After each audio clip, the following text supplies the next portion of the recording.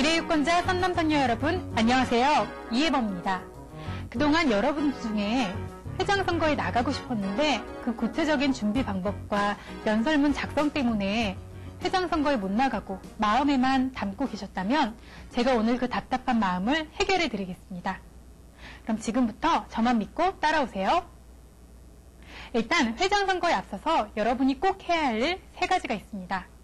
첫째는 왜 회장이 되고 싶은가인데요. 왜라는 목적의식이 있을 때만이 여러분이 회장을 준비할 수 있는 힘이 생길 수 있습니다. 두 번째로는 앞으로 어떤 회장이 될 것이냐입니다. 어떤 회장이 되고 싶은지 그 방향과 구체적인 모습이 있을 때 선거 연설문도 여러분이 원하는 방향으로 써질 수 있겠죠. 마지막으로 3번째는요. 여러분이 그동안 직접 선출하고 또 경험했던 회장들의 모습을 꼼꼼히 분석하라는 것입니다. 어떤 회장은 생각하는 것만으로도 기분이 좋아지는 반면 또 어떤 회장은 많이 아쉽다면 그 아쉬운 점들이 무엇인지 곰곰이 분석해 보시기 바랍니다.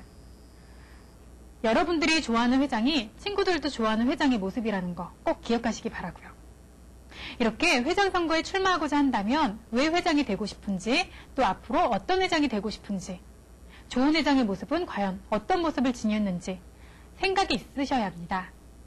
만약에 나는 회장이 되고 싶은 마음이 없는데 엄마의 강요에 의해서 또는 회장이 되면 성적이 잘 나올 것 같아서 라는 착각 속에서 선거에 나가고자 하신다면 지금쯤 생각을 바꾸시는 게 좋으실 것 같네요.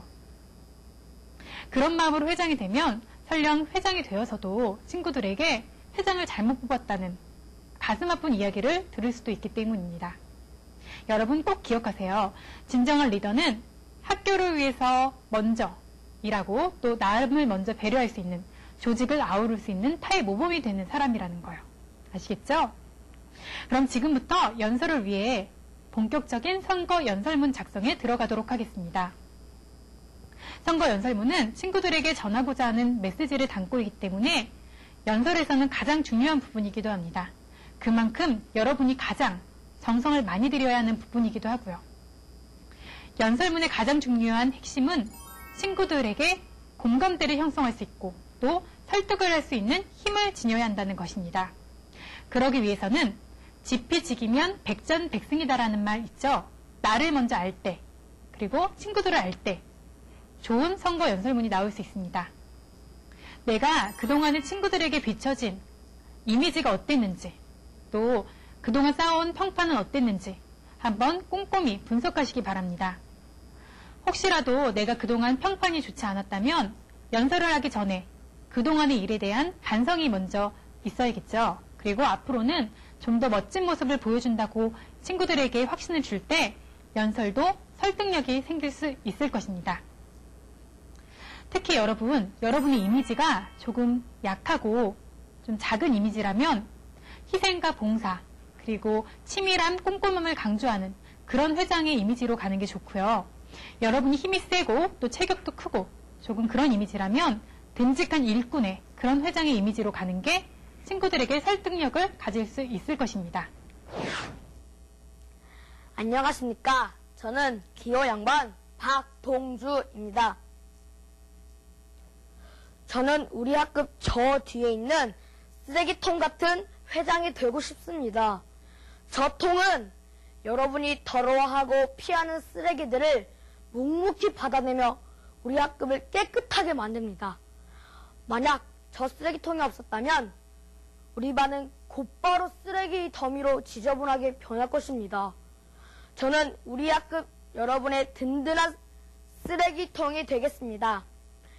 여러분의 학급의 힘든 문제들, 여러분이 피하는 일들을 도맡아 깨끗하게 처리하는 회장이 되겠습니다. 저 기호 0번에게 여러분의 근심, 고민 모두 맡겨주세요. 회장 후보 기호 0번 박동주였습니다. 감사합니다. 네, 여러분. 이렇게 연설문의 구체적인 내용과 컨셉을 대략 잡으셨다면 핵심을 가장 앞에 놓는 2가지씩 말하기를 하시기 바랍니다. 왜 초도 효과라는 거 아실지 모르겠는데요. 가장 먼저 정보가 나올 때 다음의 정보까지도 여러분 생각할 수 있고 친구들의 눈과 귀를 계속해서 잡을 수 있다는 거 기억하시기 바랍니다. 즉, 연설문 작성의 틀을 구체적으로 다시 한번 정리해드리면요. 가장 먼저 여러분의 인사말을 가장 기억에 남을 수 있게, 그리고 여러분을 가장 잘 표현할 수 있게 멋지게 하시기 바랍니다. 가급적 목소리는 큰 게 좋고요. 다음으로는 선거 출마의 배경과 또 입장을 진솔하게 밝히되 그 이유는 아주 논리적이어야 합니다. 그냥 열심히 하고 싶어 나왔습니다가 아니라 구체적인 목표, 그리고 어떤 회장이 되고 싶은지가 있어야겠죠. 세 번째로는 공약을 제시합니다. 공약은요, 양보다는 질입니다. 하나의 공약을 이야기하더라도 친구들의 가장 가려운 부분을 긁어줄 수 있는, 가장 친구들이 원하는 공약을 제시할 때 설득력을 가질 수 있기 때문입니다. 그렇다고 여러분이 지키지 못할 공약을 이야기할 경우에는 큰일 나겠죠. 그리고 혹시 연설 도중에 자신을 깎아내렸거나 좀 망가뜨린 모습이 있었다면 열심히 하겠다는 열정과 강한 의지는 반드시 보여주셔야 합니다. 누가 바보 같고 웃기는 장을 뽑겠습니까? 그러니까 이 점도 여러분 꼭 기억하시기 바라요. 마지막으로 이렇게 공약을 다 이야기했다면 다시 한번 나의 이름과 기호, 그리고 열심히 하겠다는 의지를 표명하시기 바랍니다. 여러분 이 순서 꼭 기억하시고요. 멋진 선거 연설문 작성하시기 바랍니다. 네, 실제 어느 학교에서 있었던 일인데요. 그 학교가 머리 단속이 심해서 학생들의 불만이 굉장히 높았다고 합니다. 그러자 한 후보자가 선거 연설 도중 이렇게 이야기했다고 합니다. 여러분, 우리 학교에 언제부턴가 자격증 없는 미용사가 판을 치고 있습니다. 라고요. 그 한마디에 전교생과 공감대를 형성할 수 있었고 또 전교생을 웃음의 도가니로 몰아 넣을 수 있었다고 합니다. 그 후보는 결국 회장에 당선이 되었고요. 나중에 학생부 선생님은 어이없어 하시면서 나 자격증 있거든 하면서 교사 자격증을 가리키셨다고 하네요. 이처럼 중요한 것은 공감과 웃음입니다. 연설 내용이 아무리 좋아도 너무나 딱딱하면 친구들의 공감을 형성할 수 없습니다. 그러므로 여러분, 남이 생각하지 않은 그런 부분을 꼬집어내서 유머와 적절히 섞어서 효과적으로 이용하신다면 설득력 있는 멋진 연설문을 작성하실 수 있으실 것입니다.